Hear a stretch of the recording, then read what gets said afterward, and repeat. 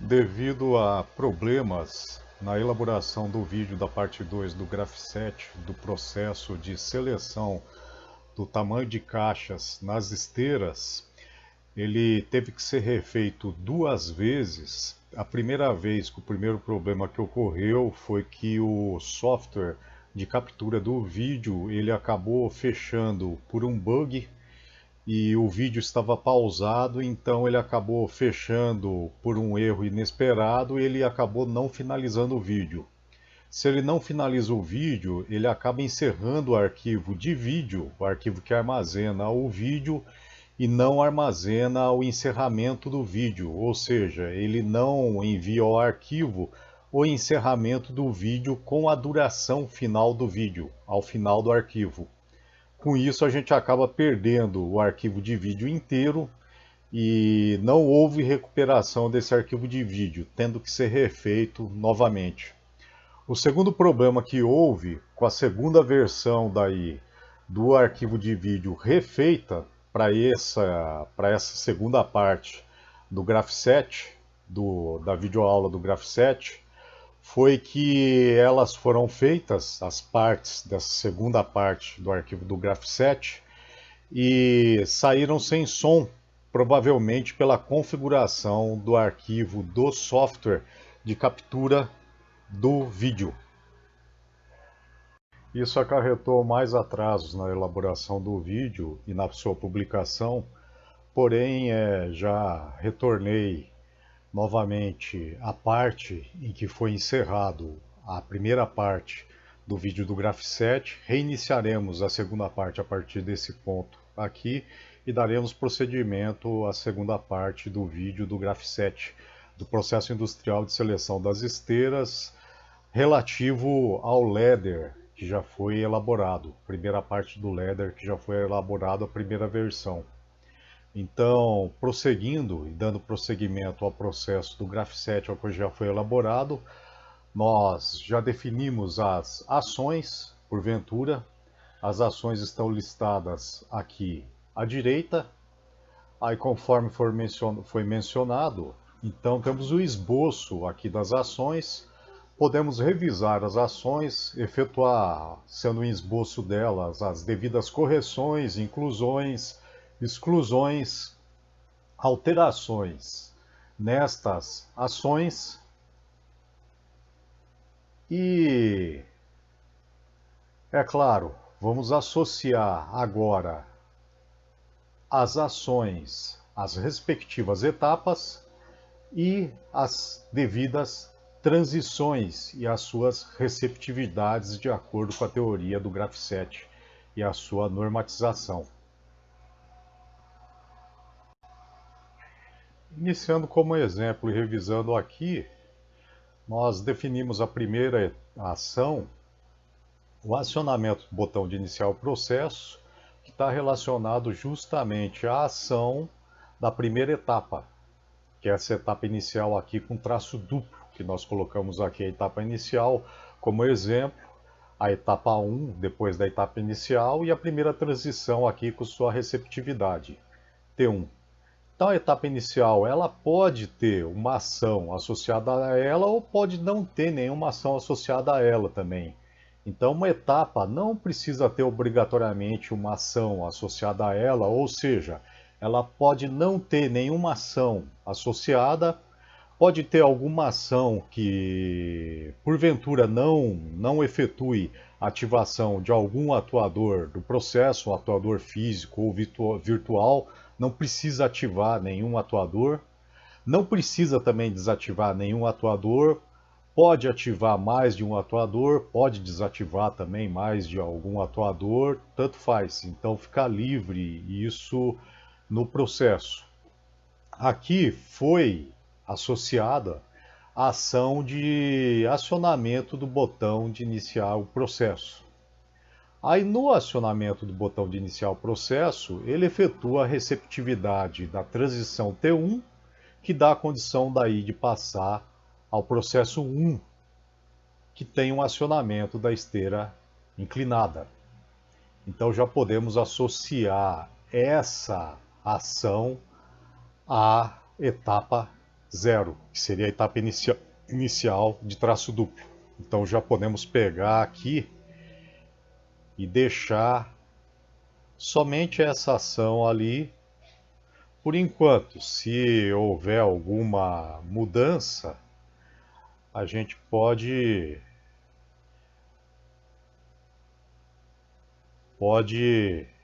modificar depois. Então podemos pegar essa ação e já colocá-la aqui. Ao puxar a barra da ação, ela já fica interligada nessa seleção em vermelho aqui, em linha vermelha, a etapa ali, pronto. Já está interligada. Então, acionamento do botão de iniciar o processo. Essa ação, essa etapa, acionamento do botão de iniciar o processo, esse acionamento do botão de iniciar o processo seria relativa à receptividade que a gente fala da transição 1, ou seja, a transição entre a etapa 0 e a etapa 1 aqui desse graph7. Então não seria a ação da etapa 0. A ação da etapa 0 aqui, que eu acho como sugestão, ficaria melhor como sendo aguardar o início do processo. Para modificar aqui, a gente clica 2 vezes nesse ícone aqui de edição de texto dentro de uma ação. Ali ele seleciona daí, a gente seleciona depois de clicar 2 vezes nesse ícone aqui de seleção de texto, em uma caixa aqui de ação, daí ele aparece o cursor de seleção de texto. Então eu vou modificar aqui, aí pode ser a critério do projetista do sistema. Então eu vou colocar aqui uma ação, um texto para ação que eu acho melhor, que é aguardar o início ou aguardar a ação de início do processo. Porque aguardar a ação do início do processo, ele está aguardando o operador da ação de apertar a botoeira de início do processo. Daí essa transição 1, a receptividade dela seria o contato da botoeira de início do processo, a botoeira verde para início do processo. Então a receptividade T1 seria o contato normalmente aberto de início do processo que vai fechar, vai ativar o atuador 0, que seria o acionamento da esteira inclinada para cá. Então a condição para passar, ou a transição de passagem da etapa 0 para a etapa 1 seria o acionamento ou contato normalmente aberto da botoeira de início do processo.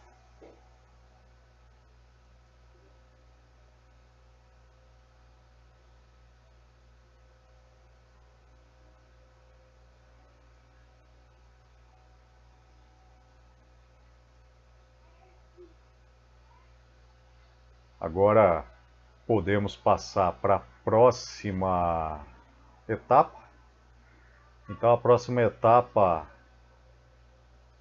1, após o acionamento da botoeira de início do processo, que seria a receptividade dessa primeira transição, que é a transição 1, seria o acionamento da esteira inclinada, que é o comando que a transição 1 oferece, ou seja, o acionamento da botoeira 1 oferece. Então, ela comanda esta ação, ou seja, essa transição oferece essa ação, a ativação do atuador 0, que é o acionamento da esteira inclinada.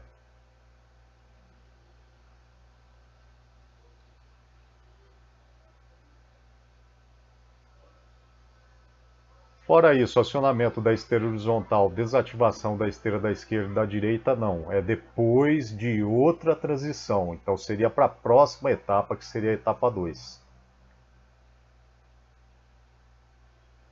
Procedo da mesma maneira para cá. Venho para a ligação dessa ação e associo ela a essa etapa. Então somente tenho essa ação, associo ela a essa etapa. Vou procedendo para as etapas seguintes. Então já conectei essa etapa 2, eu passo ela para cá e deixo alinhado os arcos orientados dela. Estão aqui. Vou colocar eles numa formatação melhor, mais alinhados aqui, para as transições, para depois conectá-los no mesmo alinhamento aqui com as etapas 0 e 1. Aqui eu tenho o símbolo da transição, clico duas vezes aqui, fecho essa caixa de propriedades e posso clicar aqui no Workbench do Graph7. Clicando aqui no Workbench do Graph7, depois clicar duas vezes aqui no ícone dele e fechar a caixa de propriedades dele, ele por padrão aqui no Dia Diagram, ele vai colocar as conexões dos arcos orientados dele aqui nesse primeiro quadrado azul. Ele faz isso porque por padrão a configuração de página dele, ele considera esse primeiro quadrado azul aqui, a página que ele considera configurada para o Graph7, para o Dia Diagram. Então uma página para impressão ou para configuração de uma página de impressão ou em PDF seria um quadrado desses aqui azul. Então uma página dessas aqui. Para ver a configuração de uma página dele, a gente vem aqui em arquivo, aqui do Dia Diagram, vem arquivo, configurar página. Então uma página aqui ela está configurada como se fosse para o papel A4, de dimensões de 21 cm por 29,7 cm.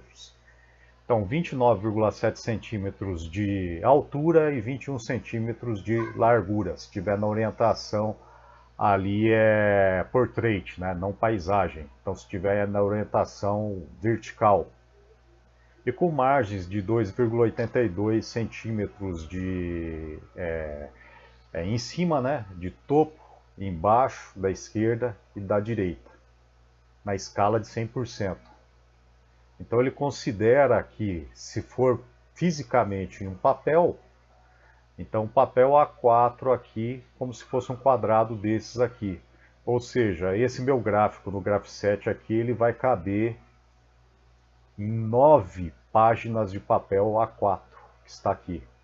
Depois isso daqui pode ser ajustado, a gente vai ver depois esse ajuste aqui novamente nesse menu de arquivo, na configuração de página aqui. A gente ajusta as margens e a escala da proporção para caber e para movimentar também o gráfico, o Graph7 aqui na página que eu quero. Então estes pontos de conexão dos arcos orientados dos símbolos, eles sempre caem na primeira página aqui, no topo à esquerda do Dia Diagram. Então eles vão aparecer aqui, ó, nesse primeiro quadrante aqui, no topo à esquerda. Se nós colocarmos em outro quadrante, então a gente tem que pegar e puxar para o local aonde nós estamos inserindo o símbolo.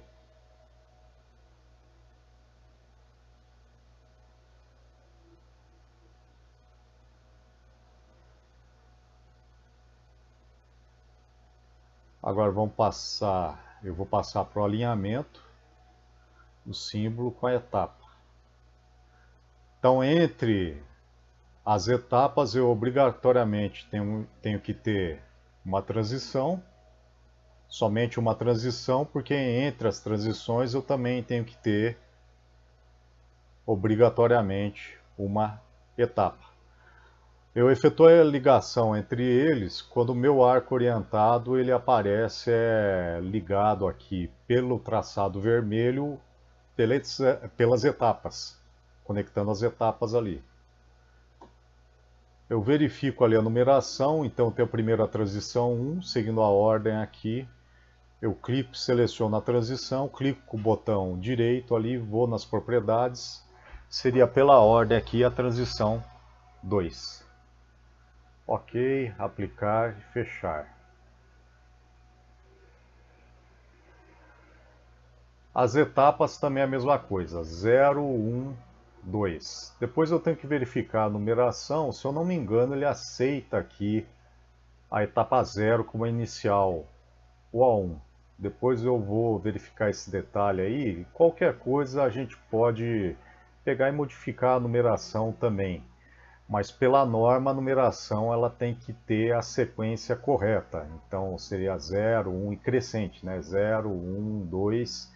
E segue a sequência aqui. Se os arcos orientados não tiverem a indicação pela flecha, então seria de cima para baixo, na ordem crescente, de cima para baixo. Então a ordem da sequência de funcionamento do processo de automação é de cima para baixo. Os arcos orientados aqui não indicam pela flechinha a orientação deles, então seria de cima para baixo. As transições também, a ordenação delas crescente de cima para baixo, nessa ordem aqui. Sendo numeradas, né? As ordens dos passos. Aí as etapas, se quiser, você pode colocar aqui E0, E1, E2 ou só deixar a numeração mesmo dentro aqui dos quadrados, representando as etapas.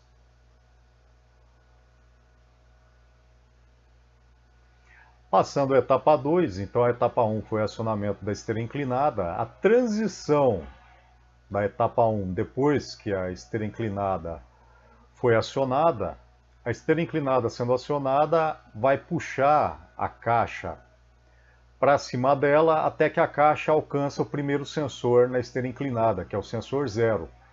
O sensor 0 vai dar a receptividade da transição 2, que vai acionar a esteira horizontal. Se já passou o primeiro ciclo, ou a primeira caixa já saiu do processo, ele vai desativar a esteira da esquerda e da direita, que devem estar ativas. Então vamos passar aqui para desativação.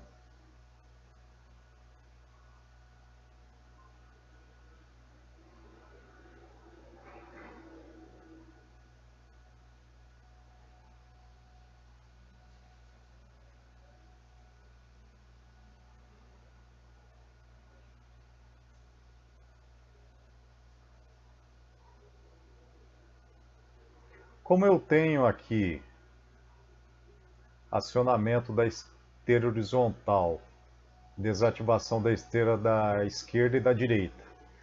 Como eu tenho duas etapas aqui, eu posso selecionar as duas, venho aqui em objetos e já agrupo as duas juntas. Ponto, deixei o agrupamento aqui. Agora eu coloco os arcos orientados delas para fazer a ligação, a associação com essa etapa aqui. Então eu venho aqui em Polyline, que seria essa linha aqui.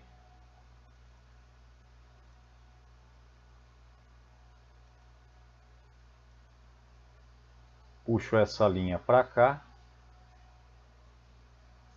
interligo as duas ações. Em propriedade aqui eu posso tirar essa flecha,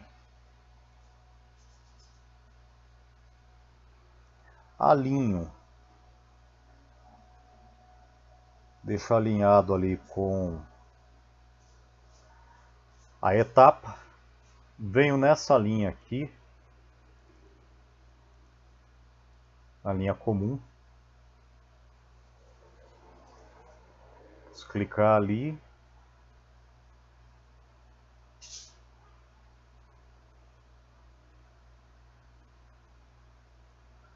ali para baixo e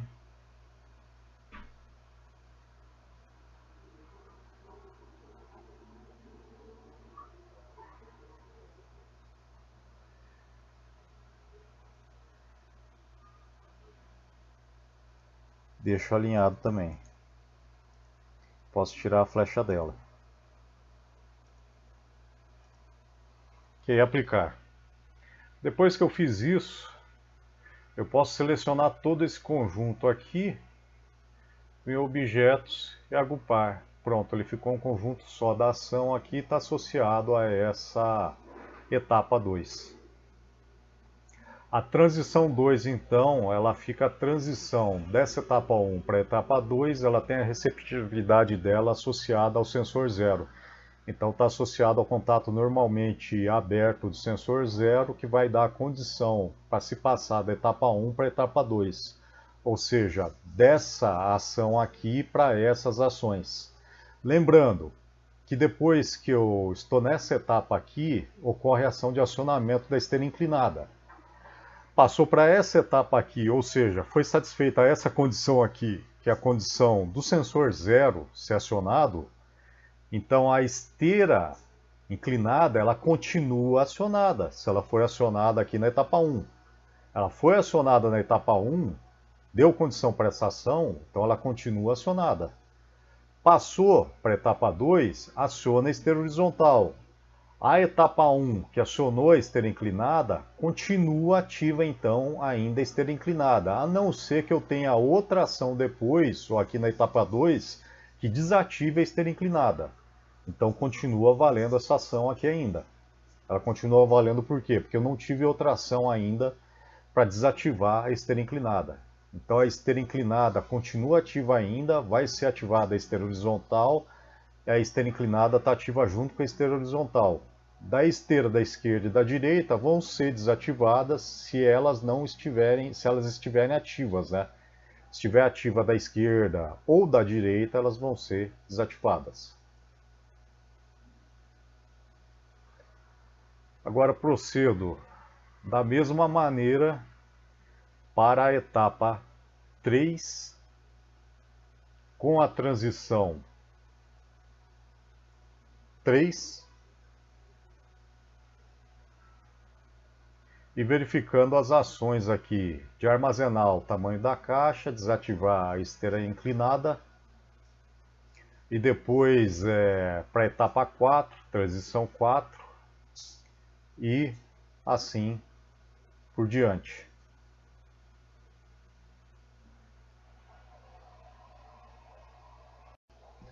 Aqui eu já adiantei e inseri as etapas novamente aqui. Agrupei as ações. Agora eu vou colocar as linhas de associatividade das ações com as respectivas etapas. Para cá, fiz o agrupamento das ações.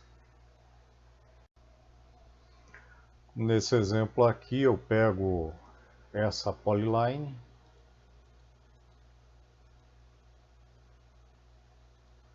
estabeleço ela aqui, faço a conexão entre as três ações.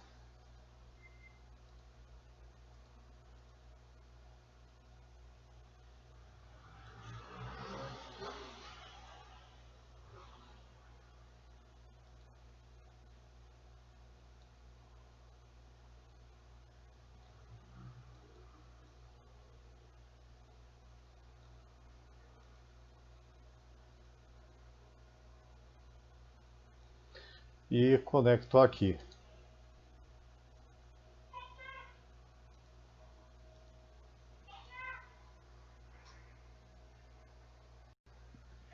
E efetuo novamente o agrupamento desses gráficos aqui junto às ações.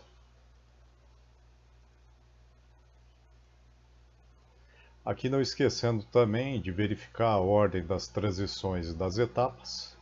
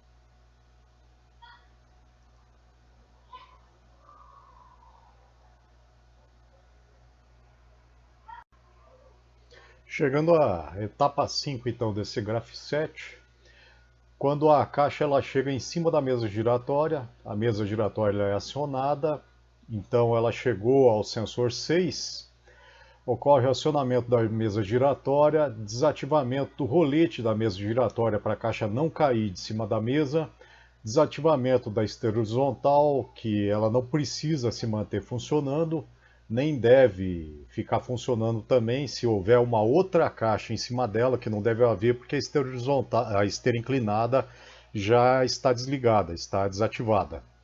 Então não precisa a esteira horizontal ficar acionada ainda, né? A partir desse ponto aqui, assim que a mesa giratória acabar de girar, o sensor 4 ele está desativado já e o sensor 5 ele é ativado. Ou seja, a mesa giratória chega ao fim de curso dela. Então a mesa giratória está no sentido da esteira do elevador da esquerda e da direita. Ou seja, ela deve tomar a decisão de enviar a caixa para a direita ou para a esquerda.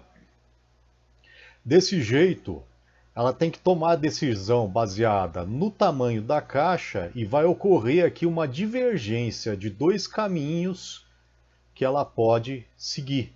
Ou seja, meu graph set ele vai ter que ter uma divergência, uma ramificação. Nesse caso desse graph set aqui, entre dois ramos, ou entre dois caminhos, para a direita ou para a esquerda. Ocorrendo uma decisão do processo aqui de acordo com o armazenamento efetuado anteriormente do tamanho da caixa. E vai ocorrer justamente nesse ponto aqui. Isso no graph set é inserido através de uma divergência, nesse caso aqui chamado de divergência seletiva, que a gente deve inserir aqui para as etapas. Então as etapas elas vão se dividir em dois ramos que seriam as divergências seletivas. Nesse caso aqui a gente tem dois tipos de divergências, que podem ser divergências seletivas ou divergências simultâneas. Quando a gente tem divergências seletivas, a gente deve escolher entre um dos ramos que a gente pode seguir do graph set. Ou seja, o graph set segue normalmente, só que ele se divide ou tem que tomar a decisão entre um de mais ramos ou de mais caminhos que ele pode seguir dentro dos graph set que ele tem. Ou seja, eu vou ter dois ou mais caminhos ali que eu devo escolher para seguir. Entre esses caminhos só há um que eu posso seguir. Esses caminhos eles vão possuir transições neles, essas transições têm receptividades. Só uma dentre essas receptividades é que vai ser verdadeira, ou seja, que vai dar uma condição verdadeira para que ele vá seguir. Ou seja, ele vai possuir ramos e esses ramos aí vão oferecer somente um deles uma condição que ele vai seguir. Só vai poder seguir obrigatoriamente um desses ramos. Ele vai pegar normalmente seguir um desses ramos aí, como se fosse um graph set de um caminho normal.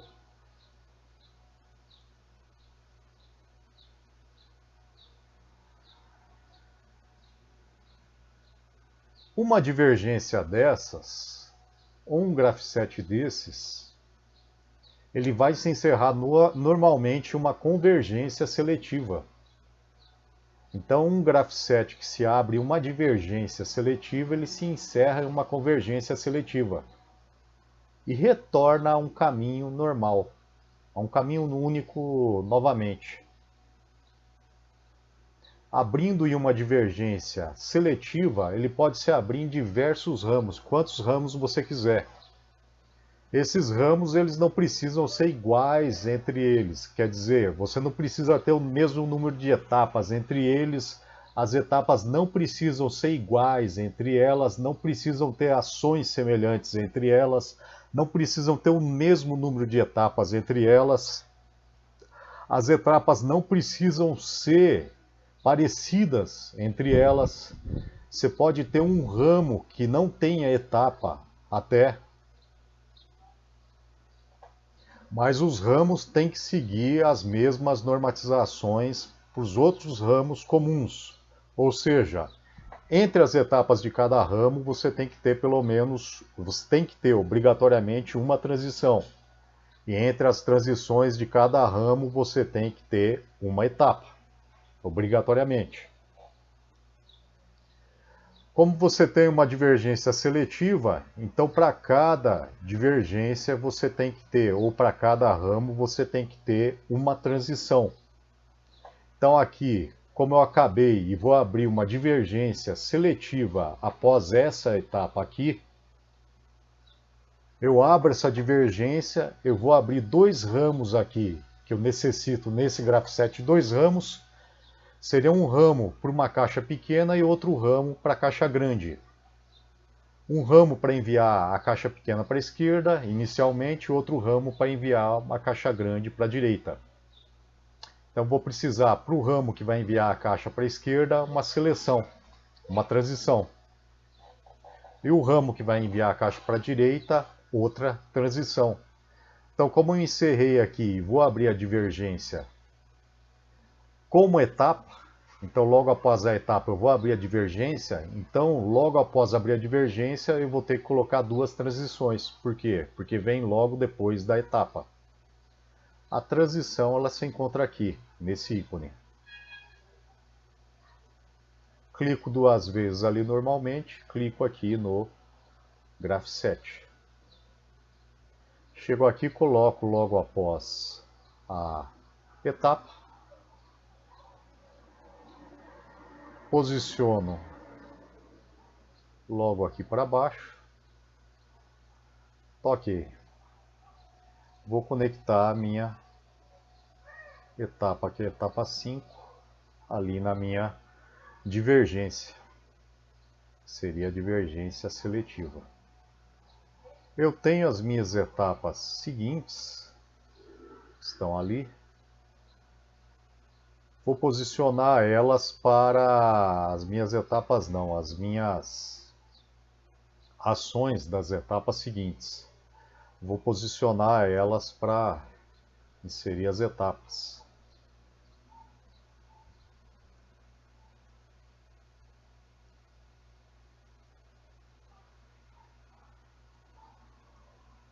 Vou alinhar para cá para dar um espaço suficiente para o posicionamento das etapas. As etapas estão aqui.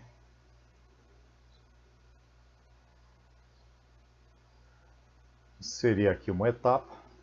Agora eu vou alinhar ela e conectá-la à divergência seletiva.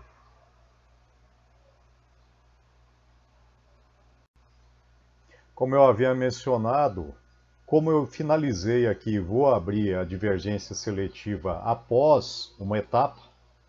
Então, após a etapa, eu tenho que haver uma transição obrigatoriamente. Então, como a divergência seletiva para dois ramos, então eu tenho que ter duas transições. Não duas transições em sequência, são duas transições em paralelo. Então, uma transição para cada ramo.